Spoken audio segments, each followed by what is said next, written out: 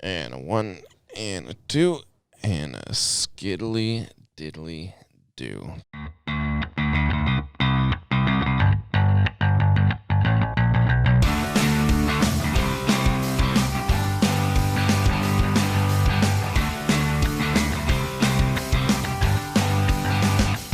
Here we go, ladies and gentlemen. Thank you for tuning in and welcome back to the Cole and Austin Hour podcast, alternative news. We're not really news. We suck at news.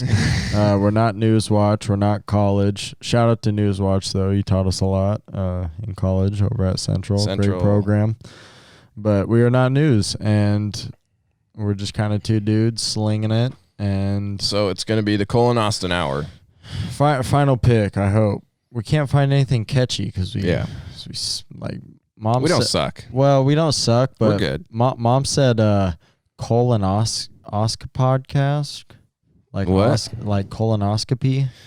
Colonoscopy pod. That sounds, yeah. It was the only medical joke I have with my name is scoliosis. I love it when people call me scoliosis. You know why? Why? Because I give the ladies back problems. It's not true. You're single. So. But true, you're right. But people call me Aston, if that makes you feel better. Aston? Yeah. Like Aston Martin? Like the car? No, like Austin, but just Aston, like a piece of shit. Well, that's fair. Yeah, so. Well, what are we talking about today, Austin? We got the Derek Chauvin. Oh, I did write some notes down about that. Nice. Guilty of murder and manslaughter in George Floyd's death. Guilty of second-degree murder, third-degree murder, and manslaughter. Okay, well, yeah. I just want to get that clear because when people start commenting on this, they'll be like, look at these blokes over here. They didn't even do their research.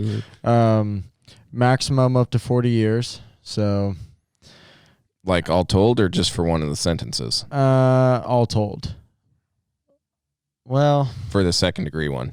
Is it? Yeah, that's the one that I wrote down. It's 40 for the... One count for the 40 years? Yeah, so second-degree murder, the max sentence is 40 years. Third-degree murder, the max sentence 25. Manslaughter's 10. So he can serve up to 75 years. He won't do it. Yeah, I mean... He won't do 75. He's going to croak in jail anyway by that time, so... Well, obviously, because he's 40... I don't know how old he is. I didn't look that up. 47? So, well, either way, if he's 40-something and he gets 20, 30 45. plus... 45. He's 45 years old. Okay, say he gets 25 years. 75, he's dead.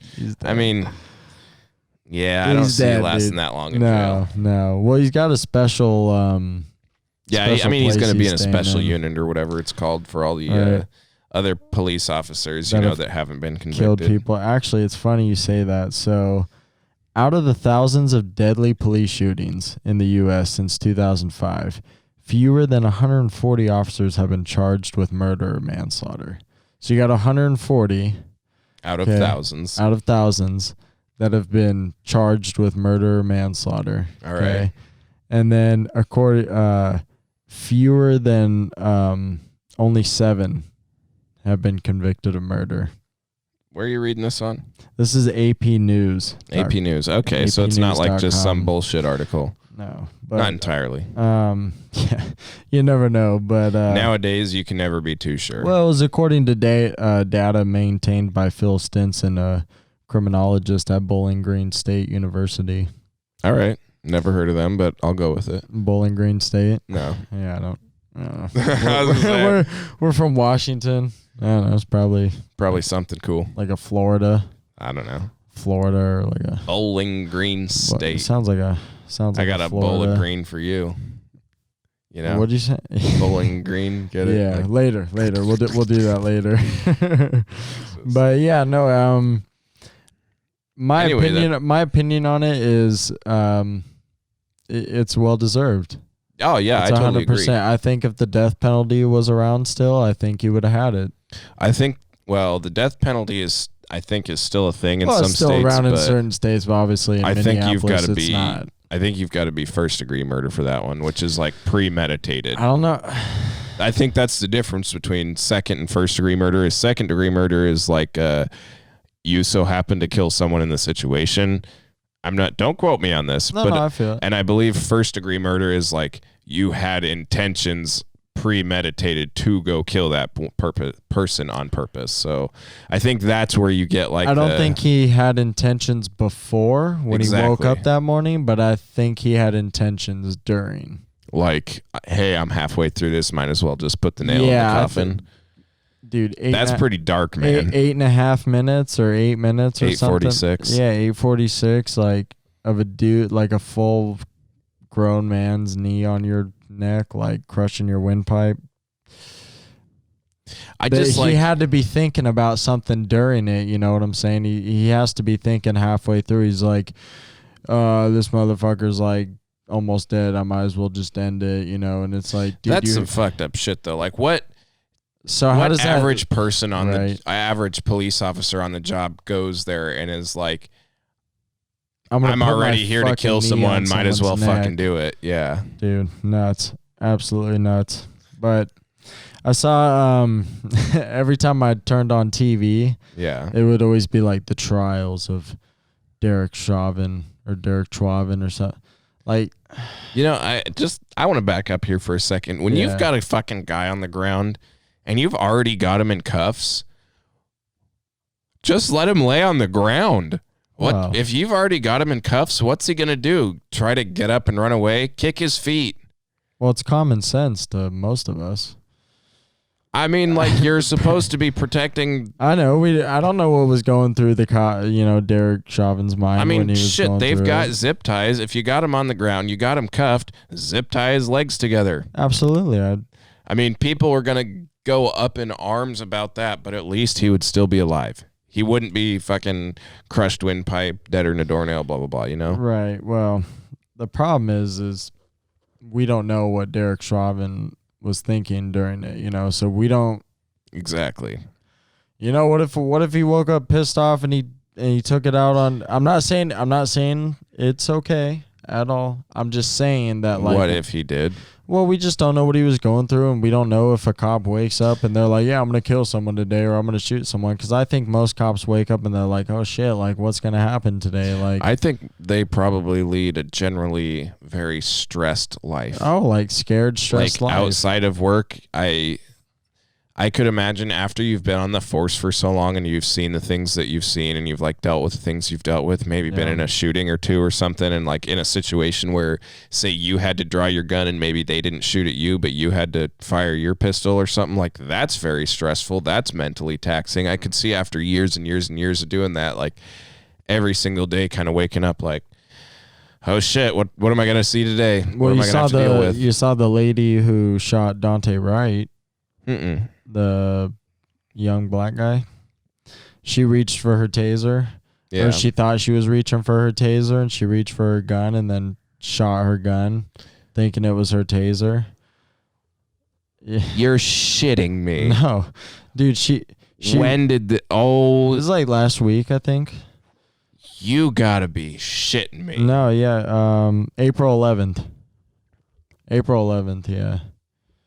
Yeah, she thought she was reaching for her taser, and she was just like, gun, pop. Yeah, it was just a quick like half second, boom, and then she thought it was her taser, and you know what that's the result of? One shot. You know what that's it's poor training. But you know what that's the result of? Defunding the police, because that's less training on the police. She doesn't know what the fuck she's doing, obviously, out in that field. Because not saying anything against a woman officer, just an officer of the law. That could have been I don't care if that was a dude, a woman, a white dude, a black girl, a black dude, whatever. If you pull the wrong weapon in the middle of an act like that, you obviously don't deserve to be wearing that uniform. Get the fuck out of here. Well, that... Here's my thing on it. I don't know if defunding the police has the total blame. I mean, on her. No, but that will be the result. More of that will happen. That will be the result on the right. that will be the result of the people who were like Trump supporters and like conservative people, and they will be like, yeah, no, like, people are defunding the police, so that's why she was. I'm not trained. even a Trump supporter. I'm just saying, in my like full blown opinion, it's like that's just piss poor training, in my opinion. It is, dude. I saw a meme or something. It was like the hours that cops train around the world. It's like Sweden's like, so many hours, and Spain so many hours, and then there's like the US, and it's like you get a high school degree and that's it, like, dude. And you get a college degree or something, and it's like, cool, you could be a cop. You could have gotten a fucking 4-year degree in like underwater basket weaving, and they're like, oh, well, you were a good student and you kind of listened, so cool, yeah, we'll train you. We'll make you a cop. I saw a thing that said it takes more hours to become a certified hairstylist in the U.S. than it does to become a police officer. Yeah, it takes like 600 some hours for an officer, and it took like 1,500 for a hairstylist. Yeah, when I went to college and I saw some of the dudes that were like going to school to be cops, I'm like, we're fucked. Right. we're fucked. They're gonna end up like that fucking dweeb that was pepper spraying the military guy trying to get him out of his truck. Oh, you gotta do what I say, so get out of the truck. Because I said so. You fucking donut eating, pencil pushing, fat fuck. Get out of that goddamn uniform. And that's the worst. Is retire, you bitch. The worst part is when you see a cop who's super out of shape and just looks like motherfucker hasn't trained. You gotta do what I say. Yeah, well, motherfucker hasn't trained since he like joined the academy. Right. And then so it's like, so what'd you do? You became a cop, and then you're like, okay, well, this is where I get fat and eat donuts and drink coffee.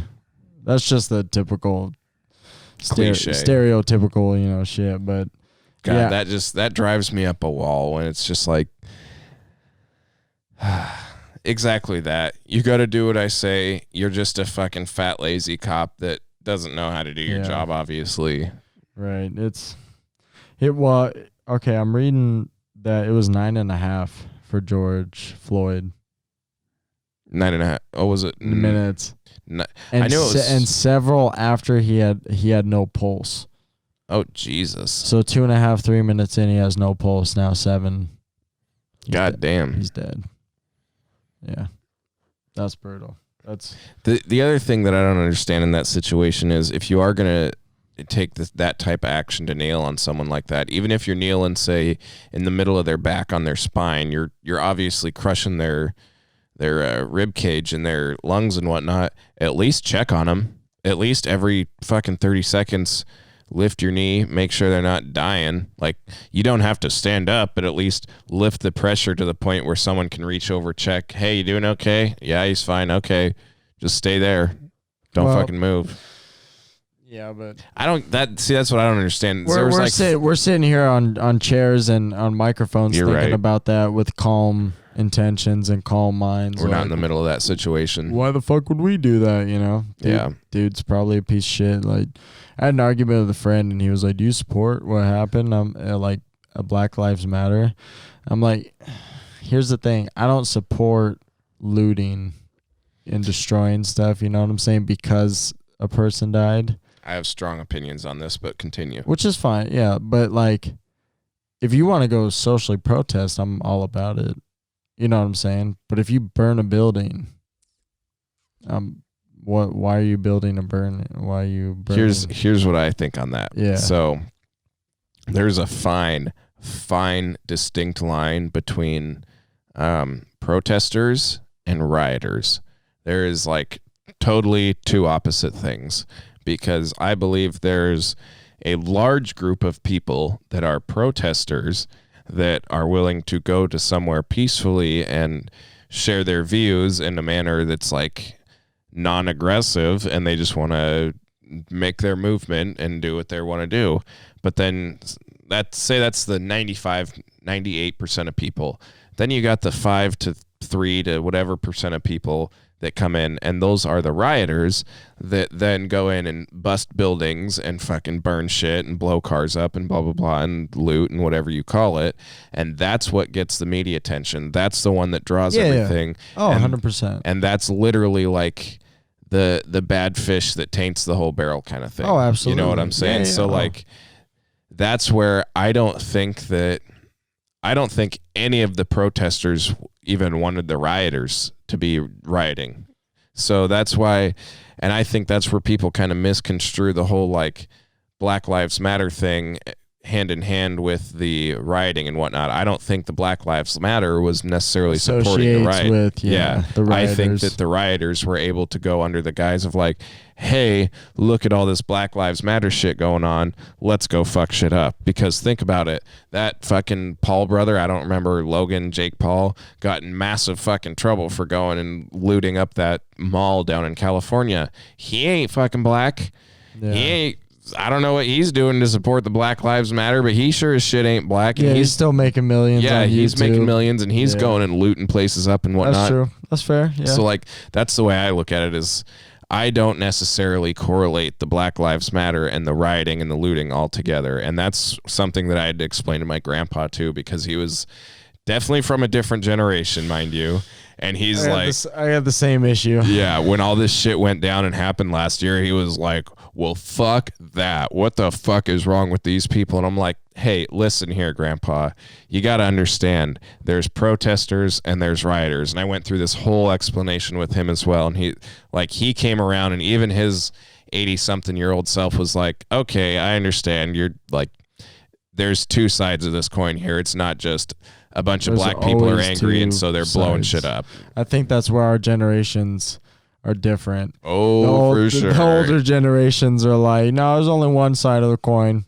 And you're like, there is debatable. So many things since I've like grown up and basically left the house and done my own things and like come back and visited them. And I've had to like explain to them over the last 15 years of growing up. It's like, you got to listen up, Grandpa. I know you've been living here for the last 20 years and you don't go out much, but like shit's a change in there, buddy. You can't be stuck in your old ways. Right. Yeah, no, I think that's where our generations are different. But for sure. Other than the Derek Chauvin. I know. I love how we're like, hey, we're not going to be news people. Well, it's just Let's get into some news. Well, it's big, you know, like we got to talk about it, get our voices out, you know, and I think everybody has an opinion on it. I think it's definitely a very controversial topic. I don't know why it's a controversial topic, because I definitely think it's a well-deserved. I don't know why. I think it's all well-deserved what he got, but people are definitely up in arms and arguing about this, and I'm just kind of like, if you are not on the supporting side of this, then what the fuck is wrong with you? What you doing? So yeah, right. But other big news, dude, that Super League, you tell me about that, because I'm all about American football. You tell me about this European football. Little footy. So 12 teams had come out and said, we're going to make a Super League. All right. We don't want to be a part of our leagues anymore. We're tired of this. It's the same shit, different day, pretty much, right? Got it. So 6 Premier League teams from England come out. The big 6: Manchester United, Liverpool, Arsenal, Manchester City, Chelsea, and Tottenham. So they all come out and they say, we don't want to be a part of the EPL anymore. We want to be a part of the Super League. Real Madrid and Barcelona, 2 of the biggest names in football history, right? Mm-hmm. That's all any motherfucker knows is Barcelona, Real Madrid. I don't listen or watch soccer, and I know those 2 names, so that's fair. Those 2 names. They pull out. They say, we want to go with the 2, right? So they want to join. Yeah, about 3 Italian teams. I'm thinking Inter Milan, Juventus, AC Milan, and I think that was it. Was that it? Was there one more? I don't know which ones these teams represent, but I've got a bunch of different teams written down. You've named all of them so far. But pretty much all these teams come together and say, we want to make a Super League. So this has been in the works for like 2-3 years, but it's been on the hush-hush. All of a sudden, pandemic comes through, you know, everybody's struggling for money. players are being furloughed. Clubs are like, yo, we can't keep players. We can't do any. We can't afford play. this. You know, we're lower tier. We're not a Chelsea. We're not a Manchester United. We're not a PSG, Real Madrid, Bayern. We're not these super teams that have a shit ton of money. So all the super teams go, okay, we're bouncing. Well, everybody goes in a fucking U-Haul, and they're like, oh, hell no, we don't want that. Because the point of the Super League was for what the owners and club and the executives are saying. They're saying what we were going to do is we were going to bring all of our super teams into one league, no relegation, no promotion, no trophies, no nothing. Just big names playing each other every weekend, which a shit ton of money, TV, revenue, all that stuff, right? Everybody watches it every weekend. So that, and then they were like, all that money that we gained from that Super League, we're going to just disperse it to the leagues we used to be in, because they're pulling away from these leagues that we used to be in.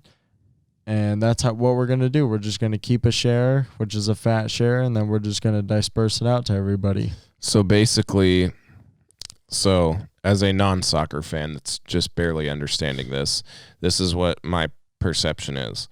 All these teams, the biggest like soccer names in history. So like to relate it to American football, you get an NFL team, right? It would be like the Patriots, Yeah. the fucking Packers, So you get the Patriots, Packers, Cowboys, the Bears, Cowboys, Seahawks, all the Saints, big names Chiefs. with a lot of history. All the big teams, right?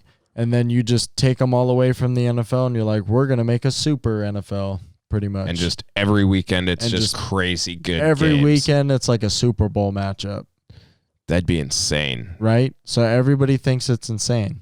Well, and here's the other thing that people need to realize is soccer, like European football, is way bigger than American football in the world. Dude, like 120, 130 years of history for most clubs. Like the amount of money. 1890s. Like Americans don't realize how big soccer is worldwide. Like it dominates the planet. Basically, So, it is the number one sport in the world. So, Patty Mahomes yeah, makes $500 million, right? yeah. Okay. Lionel Messi, $657 million or 687. It's one of the two. God damn. Okay. That's a loan in his contract with Barcelona. He makes almost like, whatever in endorsements. Oh my God. Yeah, dude, he almost makes $1 billion himself. Yeah, these guys are billionaires. These guys are almost billionaires. That's stupid. Ronaldo is a billionaire. Lionel Messi might be a billionaire. I haven't looked it up, but he's pretty damn close. Yeah, these guys are making almost billions of dollars. So that's insanity. yeah, it's stupid. Insanity. The amount of money that goes into it. So back to the Super League though. So they come out and they say we're pulling away. They have a meeting. All the presidents, owners, they have a meeting. And they say, we're pulling away. We came out with a statement. It's official. The next day, I believe, or the day after that, Chelsea and Brighton Hove Albion are playing in the English Premier League, the top league in England. And fans are blocking the entrance to where the players and coaches go for the game. No shit. Protesting, yeah. Screw your Super League. Football's for the fans, not for greed, Oh, shit. Yeah. So, some of the Chelsea guys had to come out and be like, yo. Is that because Chelsea's part of the Super League? Yeah, they were one of, the founders. They were like, yo, okay. we're trying to make this happen, yeah. Which hurts me, dude. As a long... I was say, are you a fan of any of these teams? Oh, dude, Chelsea. As a long time, Chelsea, Die hard, dog. Blues to blue forever. It hurt. It was almost to a point where I was like, yeah, I don't know if I could support Chelsea. Really? People are that up in arms over this Super League? Everybody was like, yo, we're done. We're not going to But why? Why? Because it's history. It's like soul. It's like... I mean, you'll still be getting to watch your team.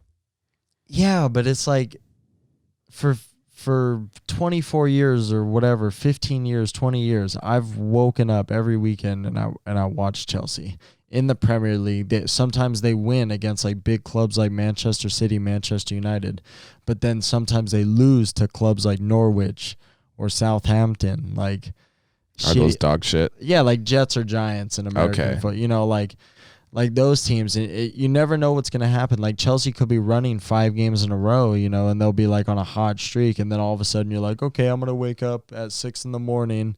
and I'm going to watch Chelsea play Newcastle, and Newcastle waxes us 2-0 or something. You're like, damn, I woke up that early to watch my team get waxed by like the second to last team, or, you know, like one of the worst teams in the league. Like, yeah. So it's just like it's just the history, the soul, like, I get that, but I mean, like, you'll still get the feeling of waking up and watching your team wax other big name teams, though. But for what? There's no trophy.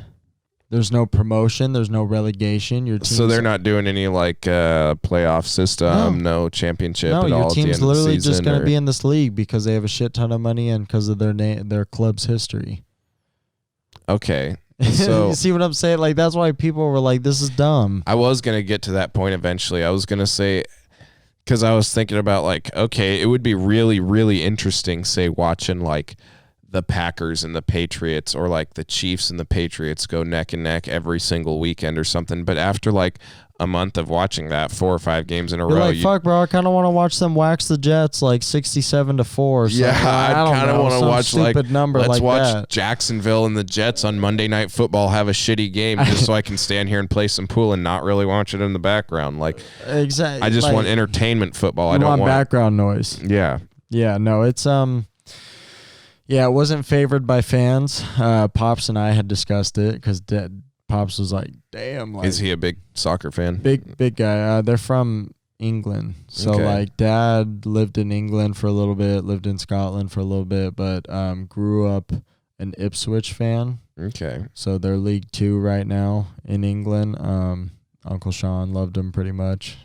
And Dad, they told me the story the other day for Christmas. Dad got a West Ham jersey, and Uncle Sean got an England international jersey. And so Dad always grew up as West Ham, and West Ham's in London, so West Ham and Chelsea are huge. Just Chelsea's in London as well. Huge. Like, I mean, they hate each other. Okay, so it's a big rivalry. Big rivals. So Dad always wanted to give me a West Ham when I was young, but Didier Drogba, Ivory Coast striker, played for Chelsea, and he was a baller. So he was a baller, so it was cool. But yeah, back on the Super League, it's not gonna happen as of now. Okay. So all the teams pulled a U-Haul. Chelsea was after the fans. What do you mean pulled a U-Haul? Like a U-turn? Yeah, sorry, U-Haul. You said U-Haul earlier I was like, what the fuck do you mean? I was reading an article earlier, and it was saying somehow like all the teams pulled a U-Haul and were like, okay, they were like, oh, we're out of this league, but pulled a U-turn. Thank you. Chelsea pulled a U-turn after the fans had made a protest, and teams followed. It was like, all the big English clubs pulled out. The only guys that really stuck in it were Barcelona and Real Madrid. So are these teams just doing it then because they just want money from the big games every weekend that it's going to pull in? That's what everybody's perspective was at the beginning. So let me ask you this. Their perception was, we're willing to make so much money that we're willing to give some money away to keep soccer alive in the other league, the non-Super League. Yeah. Like, we're going to be that big of ballers that we're going to still make a profit even if we give you a shit ton of money. But you knew that wasn't going to happen. You know, you knew they weren't going to make this Super League and they were just going to be super charitable about it. Like, yeah, what a load of crap. Like, were there anyone on the opposite side of the argument that's not necessarily, like, I guess, are there any fans that were on the opposite side of the argument that aren't money hungry, but that they're just like, yeah, I just want to watch big ass games every weekend? Yeah. That were like super for it. Yeah, absolutely. I could see that. But that's, you know, what it looked like to the football world was like 80-20. You know, it was a very small percentage. Like, I actually ran into to my old boss today. Yeah. And he had said, we were talking about some football because he used to play, and he was saying he was about it. he was all for it. He wanted the Super League, and I was like, I can't because the teams are pulling out of their leagues. So, like, they wouldn't be in their England leagues. They wouldn't be in their Italian leagues. They wouldn't be in their Spanish leagues. Like that. How many games does a team generally play every year? Like, not Super League related. League games about mid-30s. Okay. 35 how many games? To 38. So there's 20 teams that would be in the Super League. How many games a season would they play if they were in the Super League? You play each other twice, so 40 games or 38? Yeah, I guess you would still get the amount of games, but then again, what are you playing for? Money, I guess. You're just seeing the Patriots play the Seahawks every other week. You're like, oh, that's cool. That's cool. Like, true. That's a good matchup. That'd be a Super Bowl matchup. Yeah, it should be a Super Bowl matchup because we have a regular fucking league for it to make it a championship game, not just play championship games every fucking weekend. But I mean, okay, that's why for a sec. But that's why we have the thrill of the tournament. I'm sorry, you can go. No, you're fair. Because isn't this Super League supposed to be comprised of teams that are like obviously the biggest names, but not necessarily the best teams? Like, aren't there some dog shit teams that are going to be in the Super League that just have a lot of history in the sport? For example, Arsenal. Yeah. Arsenal has been amazing. They had the perfect season in Premier League. They never lost. They're like the only team to do it, like amazing. 30, 40 years of history. They've been dog shit the last 10.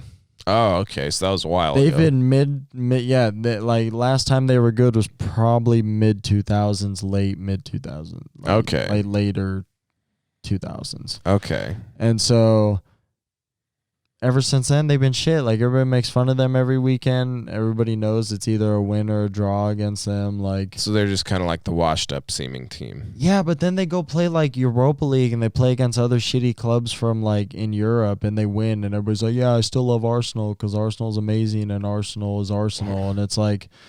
Well, I mean, if the Jets go play our high school team, they're obviously going to crush them. Still the Jets because we love the Jets, like, it just... Yeah, I don't know. Arsenal's in it because they have history. Manchester United hasn't been like complete dog shit lately, but they've been pretty shit. Like mid-tier club. Like, so let me ask you this then: wouldn't that still make it somewhat of an interesting thing, like to see? Because I don't know what of these Super League teams. What is the number one team? Like, who is the best team, or one of the top two teams, three teams? Man. Probably Juventus, Barcelona, Bayern Munich. Okay, and which one? And Arsenal's probably on the bottom of the list. Oh, 100%. Okay, wouldn't it still be fun? Say 1 week you're watching Juventus play Barcelona, two top-notch teams like go at it with each other. It's a nail biter, and then the next week, say you watch Arsenal play Barcelona, and then like, oh shit, Arsenal upset Barcelona. Wouldn't that still be kind of like exciting to watch? Because it's like, oh man, it was a 3-2 game. They barely pulled it out at the 90th minute. But what did they upset them for? Even if they beat Barcelona and move ahead of them up in the table, they never get relegated. They're still in the table. They're still in the Super League next year. That's the whole point of football, is to relegation, promotion. You're fighting for something.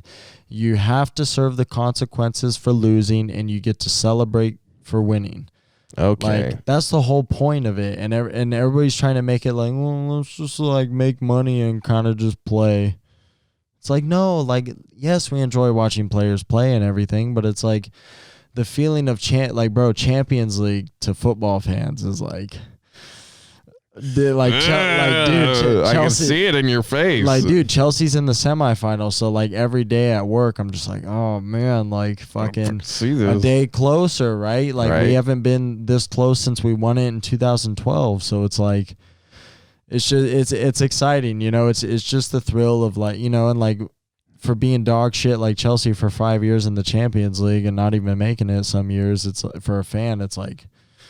And then finally getting to make it, it's like, well, not only finally getting to make it, but bro, we're in the semis now, so it's like, that's cool. Yeah, so it's that's the thrill of it. That's what fans love. It's the soul of the game. Like, that's fair. You gotta want it. You don't just want to watch Arsenal upset Barcelona one week, and then you're like, oh, that was cool. And then you're like, but it wasn't for promotion. It wasn't like Barcelona needed the points. It wasn't like Arsenal needed the points, because even if they beat Barcelona, upset them, and they lose and shit out for the rest of the year, they're still in the league.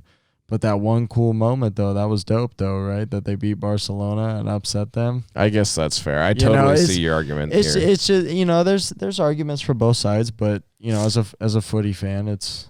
Okay, so where does this thing stand here? So obviously, like, it wasn't. You said it's been kind of hush hush in the works. It's been put on pause. Okay, I was gonna say where does it stand, because like you said, it was in the works, and then obviously a straw broke the camel's back somewhere, because it became a big thing here. Chelsea pulled out. Pulled out after the fans protested, and then everybody was like, ooh, Chelsea pulled out? That probably looks good for them. We should probably pull out too. And then everybody was like, yeah, we made a mistake. We shouldn't have done that. So right now it's on pause. On Tuesday night, the Super League was put on pause to reconsider the most appropriate steps to reshape the project. So it's on pause, but they still anticipate it becoming a thing. They want it to. And I don't know if they anticipate it, because they... if you're anticipating something, you're thinking it's going to happen. Okay, well, when I say they, are we talking about like the Real teams Madrid, that are still no, so Juventus chairman Andrea Agnelli, one of the founding members of the failed Super League project, told Reuters on Wednesday he remained convinced of the beauty of that project, but admittedly, I don't think that the project is now still up and running. So pretty much the project's not going right now. The Super League's not happening. Fans came out, they voiced their opinion. Well done to the fans. Thank you. You saved football for at least another season, At least one more year. At least one more year of my life. So it's on pause. I don't want it to happen, but that's fair. If it happens, then let's put a little more effort into reconstructing what we do. No shit. At least I would just pull out of your leagues and be like, oh, we're just gonna make a shit ton of money and give the money to everybody else. So what is everybody having their own competitions and you guys are just kind of your own thing, or what is this? At least okay. Here's my 2 cents. Mm-hmm. Keep your top 12 teams or whatever. Make it or make it 12 teams, make it 22 teams total, make it 10 teams that rotate in every season different. So it's almost a split 50-50 playing field, 12 to 10. And then at least have a playoff system throughout the league. At least have a playoff thing and a championship bracket for them. That would be cool. And then here's another idea, because I know they're all a bunch of money hungry fucks. Do their championships, their Super League championship bracket, have that winner play the Champion League's winner against each other, and just for money, because it would be an exhibition So who match. does the Europa League winner play? Because the Europa League winner plays the Champions League winner for the UEFA Super Cup. Oh, I didn't know that. I didn't know any of this shit was a thing. Yeah. Okay, well then make the UEFA Super Cup winner play the Super League fucking championship. It's too much, dude. You gotta factor in that this is all in preseason. They're doing this shit. So pretend the Super League's not a thing. What is the fucking pinnacle Super Bowl of club or country soccer just in the world? What is the thing to win? World Cup, if it's for your country. Okay. Okay. So let's say not country. Club? Yeah. Champions League. The UEFA Champions League. But don't they play the champion of the Europa League? So the Europa League is in college basketball, you got the NCAA tournament, then you got the NIT. I don't know what the NIT is. The NIT is all the guys that didn't make it to the... Oh, so it's like the fucking major leagues playing the AAA. Pretty much. So I wouldn't say AAA, because some of these guys could have made it. They just didn't do well in their leagues or something. So it's not more prestigious to then win that game than it is to win like the Champions League Cup or whatever like it the is. Europa. Like if you win the Europa, it's cool. Well, no, I'm saying like the Europa winner plays the Champions League winner. Yeah, okay. Wouldn't that's the UEFA Super Cup. Wouldn't the winner of the UEFA Super Cup be more prestigious than whoever the winner of the Champions League Cup was? Yeah, Wouldn't that technically be the pinnacle then of the Europa Super UEFA Super Champion League, whatever cup? It's weird though when you think like some football fans, they don't actually look at the UEFA Super Cup as like important. Really? Yeah, I don't know why. Like when Chelsea played for the UEFA Super Cup after they won the Champions League and they lost, I was like, shit. But I wasn't like, fucking, this is the end of the world. Like it was more important. Like I felt like that team was more superior than Chelsea because I didn't. Because we had a chance to win and everything. So just because they won this UEFA Super Cup, I didn't like feel they had. So you felt it was more important that they won the Champions League Cup than it was that they won because when everybody talks about the Champions League, nobody talks about the UEFA Super Cup. See, as a non-watching person, this is all interesting to me. I didn't. So I don't even remember what I was asking at this point. We were so far deep in this one. Just asking how the Super League would work, and it just wouldn't work. So right now it's on a pause, and because you were asking where it was on, if it's on. Oh, that's right now, but. That's what I was gonna say is fucking crackhead. Shut up.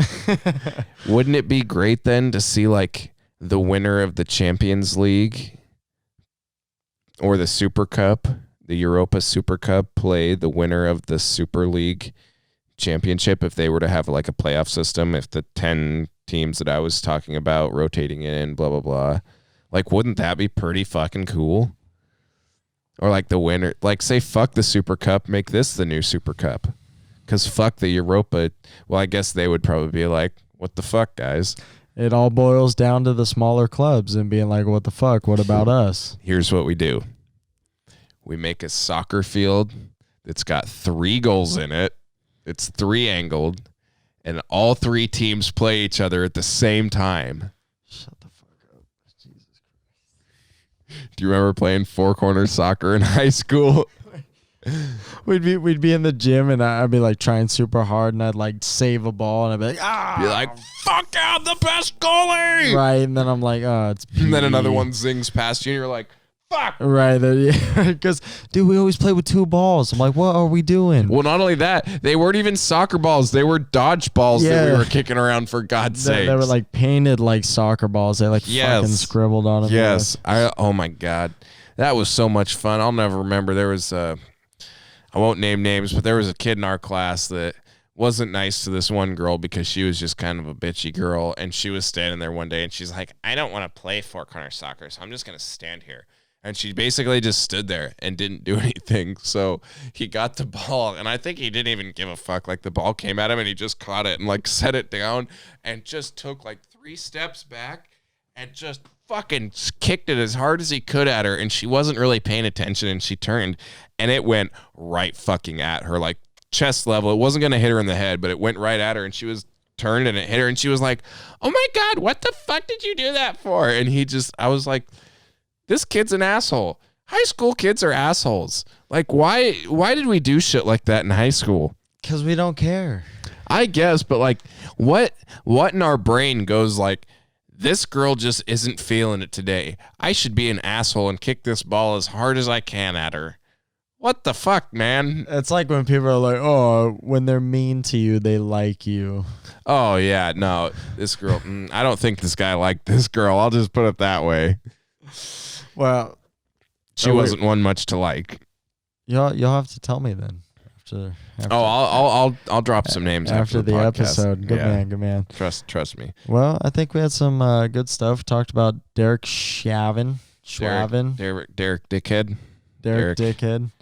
Derek deserves to be in. I would prison. do that. I would fucking just throw the laptop.